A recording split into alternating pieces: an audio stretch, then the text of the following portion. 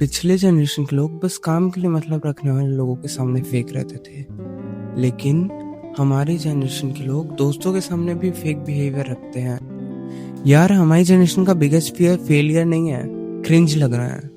तुम्हें पता है, एक बंदा पब्लिक स्पीकिंग कर लेगा, बिजनेस स्टार्ट कर लेगा, जिम ज्वाइन कर लेगा, बट इंस्टाग्राम पे थोड़ा क्रिंज और रियल फीलिंग वाला कैप्शन डाले में तो आत्मा बाहर आ जाती है। कितनी बार ऐसा होता है कि हम मैसेज टाइप करते हैं और फिर डिलीट कर देते हैं, फिर लिखते हैं, फिर डिलीट कर देते हैं, और फिर एंड में बस ओके लिखकर सो जाते हैं। सीरियसली नोटिस करो, आजकल लोग नेचुरली बिहेव नहीं करते। सबका एक ही हिडन गोल होता है कि बस एम्बैरेसिंग ना लगूं।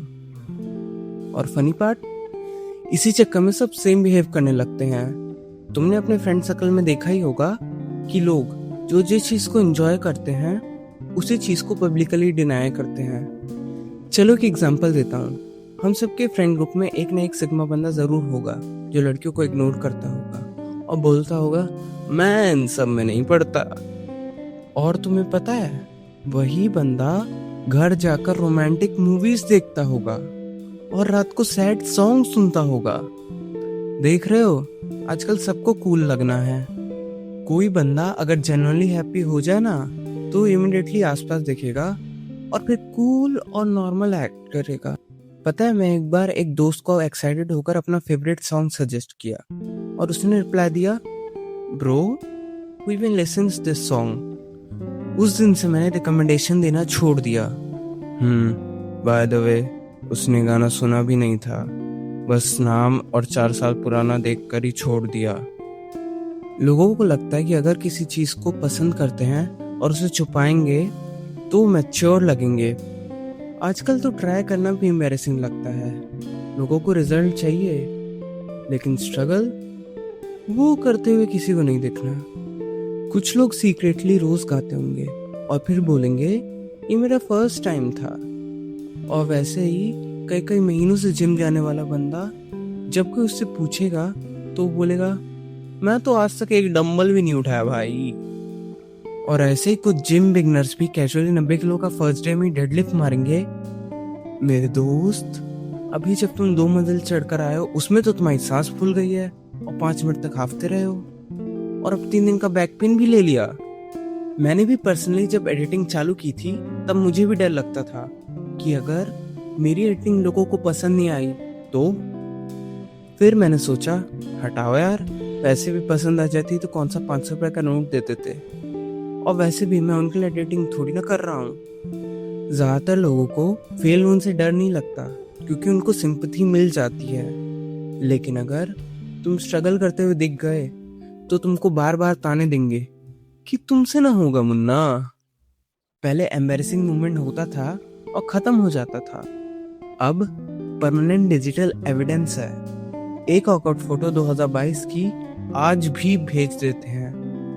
मेरे दोस्त ने मेरी फोटो के कितने मीम्स बनाए ये मुझे आज भी याद है। इसलिए लोग आजकल कॉन्स्टेंटली सेल्फ मॉनिटर करते रहते हैं। वॉइस सही तो लग रही है ना, चलने का तरीका सही तो है ना, मेरे हंसने का तरीका वियर्ड तो नहीं लग रहा, स्टोरी के कैप्शन क्रिंज तो नहीं लग रहे। मैं एक बार 15 मिनट एक मैसेज का रिप्लाई करने में लगा दिया था और पता है उस मैसेज में क्या लिखा था, क्या कर रहे हो। बस मैं सोच रहा था क्या बोलूं, क्योंकि मैं उस वक्त रील स्क्रॉल कर रहा था। और पता है मैंने फाइनली उस मैसेज का क्या रिप्लाई दिया कि मैं तो अभी 2 घंटे से पढ़ रहा था, अभी अभी उठाऊं। सच में आज भी उस मैसेज के बारे में सोचता हूँ, इतनी शर्म और हंसी आती है। क्या सोचकर मैंने बोला था।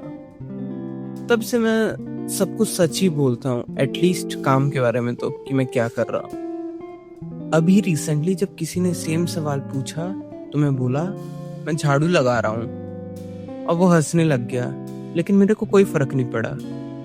लेकिन ये बात भी सच है कि इंटरनेट ने हमारी पर्सनालिटी को हमारा परफॉर्मेंस स्कोर बना दिया है। चलो ऑनेस्टली, अब मैं सबसे वियर्ड ह्यूमन बिहेवियर की बात करता हूँ। तुमने देखा होगा कि जो लोग इमोशनल होते हैं, एक्साइटेड होते हैं, पैशनेट होते हैं, एक्सप्रेसिव होते हैं, उन लोगों को लगभग ज्यादातर लोग मॉक ही करते हैं, यानी कि उनको चिढ़ाते ही रहते हैं, क्योंकि डीप डाउन वो खुद भी वैसे ही बनना चाहते हैं। वो उन लोगों से जेलस होते हैं। चलो मैं अपने एक्सपीरियंस से इसका प्राइम एग्जांपल देता हूँ, जो कि तुम में से कुछ लोगों ने एक्सपीरियंस किया होगा, अगर उनके अंदर हिम्मत होगी तो।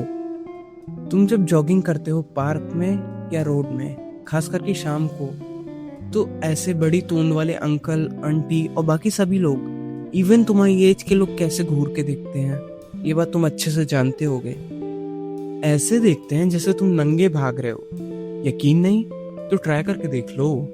इसका एक सॉल्यूशन भी बताता हूँ, तो ध्यान से सुनना, जो मैंने भी अप्लाई किया है। तुम जितने भी लोगों को घूरते हुए देखते हो, उनको नीची नजरों से देखो, लेकिन टेम्परेरी तौर पर, चाहे फिर वो लड़का हो या लड़की, क्योंकि उनमें इतना करेज या दम तो है ही नहीं, और वो लोग तो बदलना ही नहीं चाहते, और वो लोग इसलिए तुम्हें ऐसे देख रहे हैं क्योंकि ये उनके औकात के बाहर है। चलो एक चीज तुमसे ऑनेस्टली पूछता हूँ, क्रिंज का मतलब क्या होता है? क्या कुछ नया ट्राई करना क्रिंज होता है, या अपने मूड में फ्री होकर डांस करना क्रिंज होता है? मैं बताऊं, जो भी तुम्हारी गॉड जैसी फ्लॉलेस इमेज को डिस्ट्रॉय करे और तुम्हारे रियल सेल्फ को दिखाए, वो क्रिंज होता है। और मुझे क्रिंज होने में कोई दिक्कत नहीं है। हाँ, मैं हूँ क्रिंज, क्या हो गया?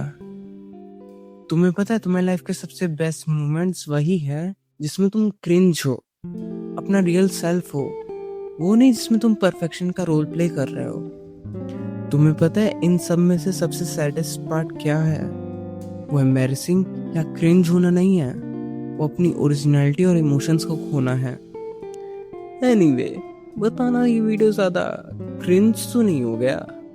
चलो लाइक करना, सब्सक्राइब करना और कमेंट में लिखना द फ्लॉ।